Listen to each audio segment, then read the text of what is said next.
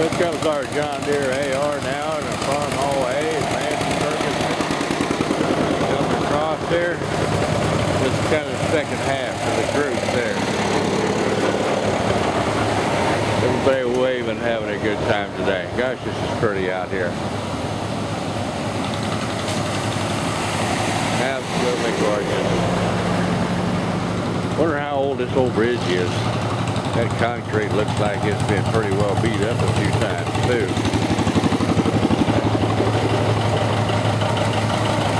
One of our bigger tractors there. John Deere 730 and then Oliver 88 diesel. Probably about two of the biggest ones that are out here today.